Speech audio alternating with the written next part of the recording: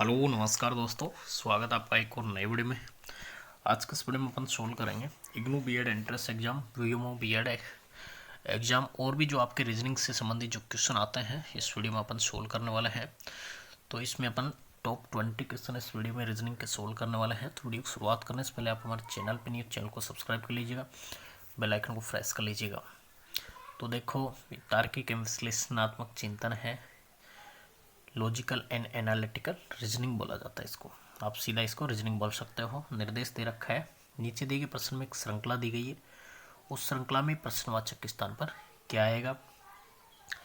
A B C है पहला, फिर है F G H L M N, एक श्रृंखला दे रखी है आपको। तो इसमें देखो ए और बी में एक प्लस हो रहा है, फिर सी में एक प्लस हो रहा है, उसके बाद में सी से एफ के बीच में आपका 3 प्लस हो रहा है। तो आप देखने से पहले पेन कॉपी ले लीजिएगा तो ज़्यादा अच्छा रहेगा। 3 हो गया, फिर उसके बाद में एक बढ़ रहा है, इसमें आपका 4 प्लस हो रहा है, यहाँ पे 4 प्लस हो रहा है तो एच के बाद में 4 जोड़ेंगे तो एल आ जाएगा। फिर यहाँ पे एन है तो एन में आपको 5 प्लस करना है। जब आप 5 प्लस करोगे तो एस आएगा, और एस आएगा तो ऑप्शन आपका देखो 4 में ही है, बाकी किसी में एस नहीं है। तो 4 के बाद में एस के बाद में एक बढ़ाओगे टी, टी के बाद में एक बढ़ाओगे यू आ जाएगा, तो ऑप्शन 4 आपका करेक्ट हो जाएगा। उसके बाद में बार बार देखोगे 6, 26, 8, 37, 10, 48, प्रश्नवाचक है 59 है। तो इसमें देखो क्या कर रहा है, 6 और यहाँ पे एक सीरीज चल रही है +2, 6 में 2 जोड़ेंगे 8, और 8 में 2 जोड़े तो 10, और उसके बाद में 10 में 2 जोड़ेंगे तो 12 हो जाएगा। तो एक श्रृंखला तो अपन को पकड़ लिया 12। उसके बाद में 26 है, 37 है, इसमें देखो 26 और 37 में आप अंतर निकालोगे तो 11 प्लस हो रहा है। 37 और 48 में जब आप माइनस करोगे तो ये भी 11 प्लस हो रहा है। 48 से 59 प्लस 11 हो रहा है। तो आपका देखो यहाँ पे प्रश्नवाचक पूछा है, तो प्रश्नवाचक में आपका राइट आंसर रहेगा। 10 में 2 जोड़ोगे तो 12, तो ऑप्शन 4 आपका करेक्ट रहेगा।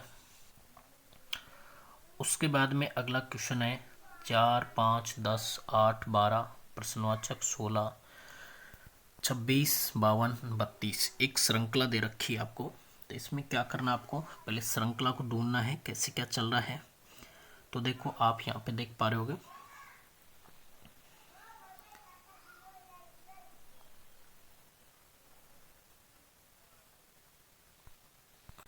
श्रृंखला देखो यहाँ पे 4 है तो 4 को मल्टीपल 2 से करेंगे 8, 5 को 2 से मल्टीपल करेंगे 10, फिर आपका यहाँ पे 24 है। 24 को आप जैसे मल्टीपल करोगे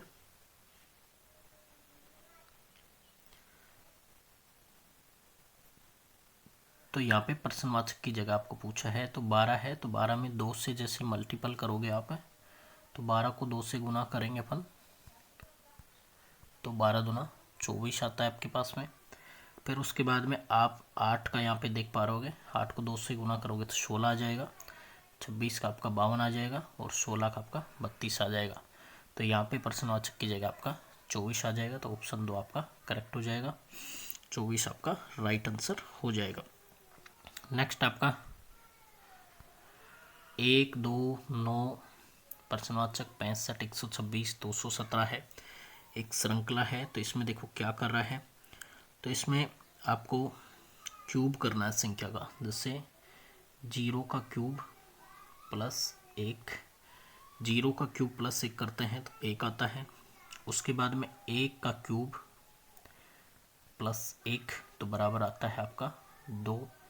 फिर उसके बाद में आप देख पा रहे होगे 2 का क्यूब प्लस 1 तो 8 प्लस 1 बराबर 9।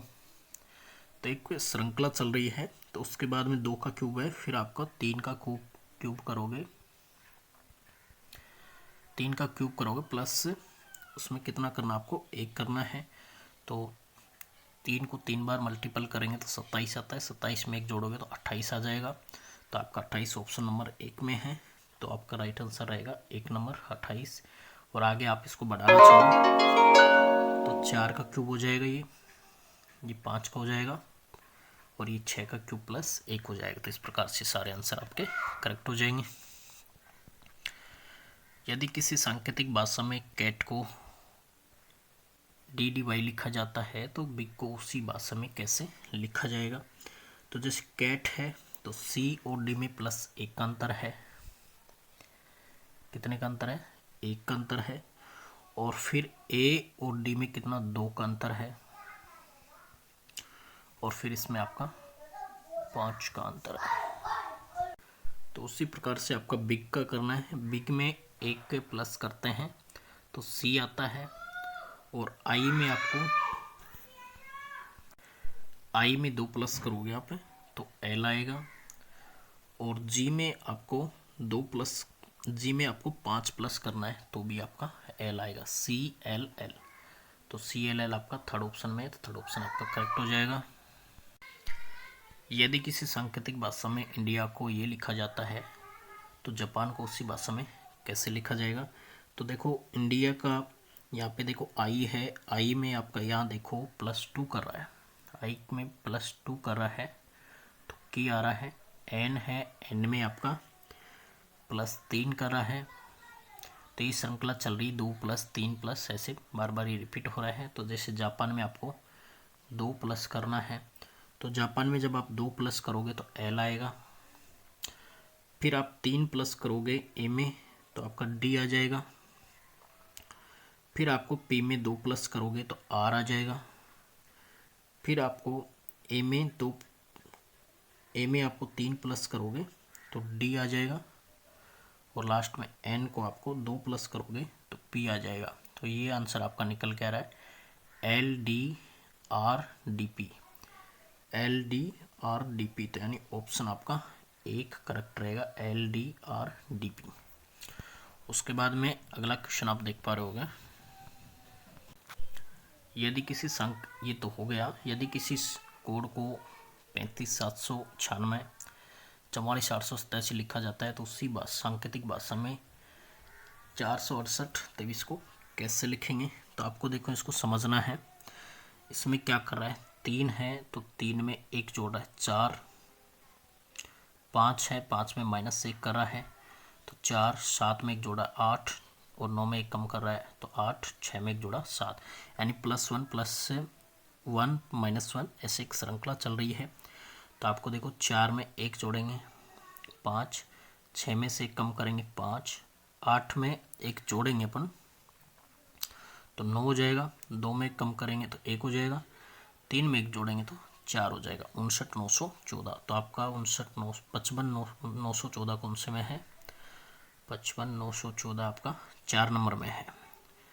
55,914 आपका इसका आंसर निकल के आएगा। अगला है आपका, यदि किसी सांकेतिक भाषा में 15,789 को XTZAL और बाकी 2386 को ये से लिखा जाए तो उसी सांकेतिक भाषा में इसको लिखेंगे। तो आपको देखो इसमें क्या करना है, पहले इसमें ढूंढना है कैसे क्या करना है। तो इसमें देखो 15,789 इसको लिखा है XTZAL। तो उसके बाद में आपको ये संख्या दे रखी है, उसको कैसे लिखा जाएगा।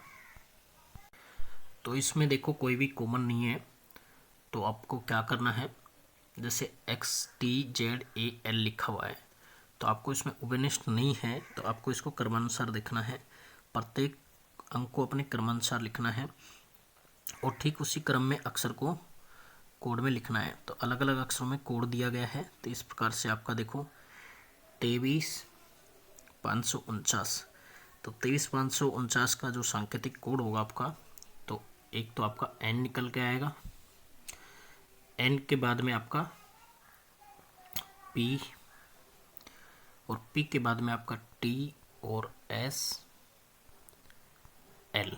तो देखो आपका इसमें NPTSL, तो 1 नंबर ऑप्शन आपका करेक्ट हो जाएगा। फिर कह रहा है अंग्रेजी वर्णमाला में आपके दाईं ओर से 7वें अक्षर के बाईं ओर 10वां अक्षर कौन सा होगा। इसमें अंग्रेजी वर्णमाला को आपको यूज करना है। तो इसमें 7वां अक्षर बोला है दाएं से, और फिर बाएं से 10वां अक्षर बोला है, तो इसमें आपका Q होगा, तो 3 नंबर सही रहेगा। यदि माँ का चौथा दिन शुक्रवार है, तो निम्नलिखित में से उस माह के 12वें दिन से 15 दिन कौन सा होगा। ये कह रहा है माह का चौथा दिन शुक्रवार शुक्रवार है, तो उस माह के 12वें दिन 15 दिन कौन सा वार होगा। तो उसमें देखो 12 दिन से 15 दिन बोला है, तो 12 और 15 को अपन इसमें जोड़ेंगे। 12 15 को जोड़ते हैं तो 27 हो जाता है। तो 27 के लिए आगे के लिए बोला है, तो 27 को आपका रविवार होगा। तो संडे आपका ऑप्शन थर्ड करेक्ट होगा। अगला है आपका, ये आपको एक प्रश्न दे रखा है। MTD FHR और W 7 विद्यार्थी हैं जो 3 कॉलेजों फर्स्ट सेकंड थर्ड में इस प्रकार पढ़ते हैं। कम से कम 2 एक कॉलेज में है, अंग्रेजी, इतिहास, भूगोल, गणित, भौतिकी, रसायन शास्त्र और जीव विज्ञान में से प्रत्येक के पास एक पसंद का विषय है। जरूरी नहीं है कि इसी क्रम में डी का पसंदीदा विषय भौतिकी है और वह कॉलेज सेकंड में केवल एम के साथ अध्ययनरत है। एच की पढ़ाई कॉलेज 3 में नहीं होती, उसे अंग्रेजी पसंद है। एफ की पढ़ाई कॉलेज 3 में होती है, उसे गणित पसंद नहीं है। जिन्हें भूगोल और रसायन शास्त्र पसंद है उनकी पढ़ाई एक ही कॉलेज में होती है। डब्लू को जीव विज्ञान पसंद है। आगे है, और कॉलेज फर्स्ट में अध्ययनरत नहीं है। आर की पढ़ाई एच के साथ नहीं होती। आर को रसायन शास्त्र पसंद नहीं है, एम को इतिहास पसंद नहीं है। तो आपको सबसे पहले क्या करना है, डायग्राम बना लेना है। तो उसमें देखो आपको ये जैसे दे रखा था, टी को क्या पसंद है, टी को इतिहास पसंद था, हिस्ट्री लिख देंगे। फिर उसके बाद में एच था, एच को अंग्रेजी पसंद था। तो इस प्रकार से आपको एक डायग्राम बना लेना है। जैसे आप डायग्राम बनाओगे तो ये क्वेश्चन आपको और भी आसानी से सोल्व हो जाएंगे। तो डायग्राम बना लेना है। उसके बाद में आपको क्या करना है, इस क्वेश्चनों को रीड करना है और फिर इनका आंसर देना है। तो डायग्राम मैंने क्रिएट कर लिया है। तो इसमें कह रहा है निम्नलिखित में से विद्यार्थियों का कौन सा समूह कॉलेज 3 में पढ़ता है।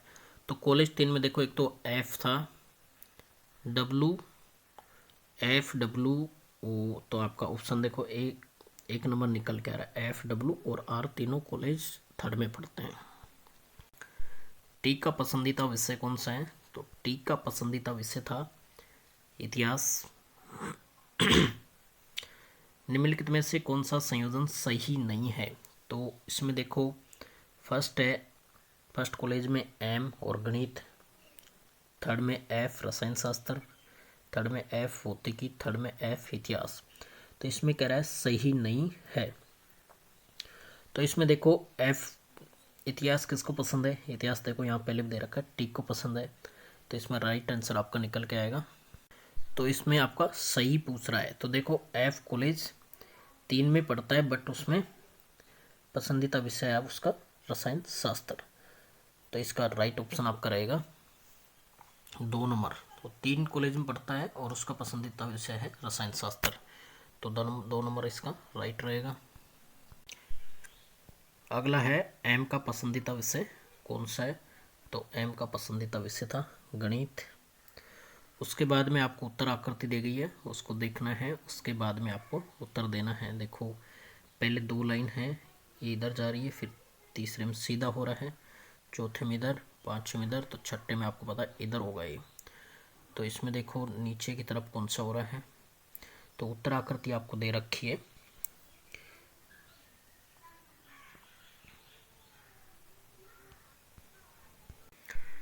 तो इसमें देखो इधर है, तो अब की बार नीचे की साइड आएगा। तो नीचे की साइड में देखो आपका फिर ये इधर आ जाएगा। तो इसका 2 नंबर ऑप्शन आपका करेक्ट रहेगा। ये प्रश्न आकृति आपको दे रखी है, इसको आपको देखना है। उसके बाद में उत्तर आकृति आपको नीचे देखने को मिलेगी। 26 में आपका उत्तर आकृति रहेगा 1 नंबर। फिर 27 की प्रश्न आकृति आप देख पा रहे होगे। इसमें एक बार आपको सीधा कर रखा है, फिर इसको थोड़ा झुकाया है, इसमें सीधा, फिर इसके बाद में थोड़ा इधर है। तो अगले में आपका कैसा आएगा। तो इसमें मतलब ये हर बार में क्या कर रहा है, मतलब 45 डिग्री घूम रहा है। तो एक बार इधर होगा तो लास्ट में ये सीधा हो जाएगा। तो उत्तर आकृति आपका 2 सही रहेगा। फिर आपको कथन निष्कर्ष दे रखे हैं, इसमें आपको डायग्राम बनाने, जैसे सभी चमगादड़ लड़के हैं, तो देखो चमगादड़ का बना लो, सी डाल देता हूँ। ये लड़के हैं तो बी हो गया। सभी लड़के दस्ताने हैं, तो सभी लड़के क्या हैं, दस्ताने, तो डी से इसको कर देंगे। फिर कह रहा है कुछ दस्ताने चमगादड़ हैं, सभी चमगादड़ दस्ताने हैं, तो इसमें देखो आपका कुछ दस्ताने चमगादड़ हैं, तो ये भी सही है। सभी चमगादड़ दस्ताने हैं, ये भी सही है।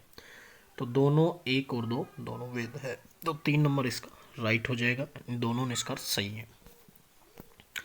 सभी पिल्ले बाघ हैं, सभी पिल्ले क्या हैं, बाघ, तो ये पिल्ले लिख देंगे, ये बाघ लिख देंगे, टाइगर, और पी। सभी बिलोटे बाघ हैं, तो बिलोटे बोला है, तो ये सभी बिलोटे इधर भी लिख देंगे। अब कह रहा है सभी पिल्ले बिलोटे हैं, सभी पिल्ले बिलोटे हैं, तो गलत बात है। सभी बाघ पिल्ले हैं, सभी बाघ पिल्ले हैं, तो ये भी गलत है। तो इसमें देखो अपना कोई भी निष्कर्ष नहीं निकल रहा है, तो इसमें अपने दोनों निष्कर्ष नहीं निकल रहे हैं, तो ऑप्शन अपना रहेगा इसमें दोनों ही सही नहीं है। तो इसमें देखो इनमें से कोई नहीं, 4 नंबर आपका राइट रहेगा। कुछ डॉक्टर नर्स हैं, तो ये डॉक्टर लिख देंगे, ये नर्स लिख देंगे अपन, यहाँ डी और यहाँ पे एन से प्रदर्शित कर देंगे। उसके बाद में सभी नर्स रोगी हैं, सभी नर्स क्या हैं, रोगी है, तो इसके ऊपर से ये नर्स वाला हो जाएगा और इसको पीछे दिखा देंगे। उसके बाद में कह रहा है सभी डॉक्टर रोगी हैं, तो ये कह रहा है सभी डॉक्टर रोगी हैं, तो गलत बात है। देखो डॉक्टर अलग है, कुछ बोलता तो चल जाता, कुछ डॉक्टर रोगी है, तो ये सही है। तो इसमें देखो आपका कौन सा ऑप्शन निकल के आएगा, तो केवल इसमें आपका 2 नंबर निकल के आएगा, तो 2 नंबर राइट रहेगा, केवल 2 वैध है। तो इस प्रकार से आपके रीजनिंग के क्वेश्चन सोल्व हो गए। तो आज के इस वीडियो में अपन ने जाना IGNOU BEd entrance exam preparation के लिए जो रीजनिंग के टॉप 20 क्वेश्चन इस वीडियो में सोल्व किए। तो आई होप यू आपके वीडियो काफ़ी हेल्पफुल होगा। तो वीडियो को लाइक कर दीजिएगा, चैनल पे न्यू चैनल को सब्सक्राइब कर लीजिएगा।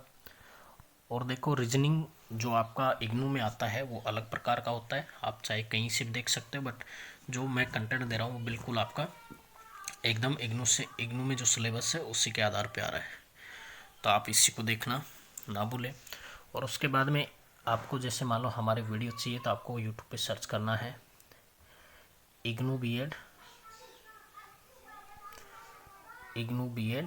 NK सर, आपको ये टाइप करना है, सारे वीडियो हमारे आपके पास अवेलेबल हो जाएंगे। तो वीडियो को लास्ट तक देखने के लिए धन्यवाद। मिलते हैं कोई वीडियो के साथ, तब तक के लिए जय हिंद, वंदे मातरम।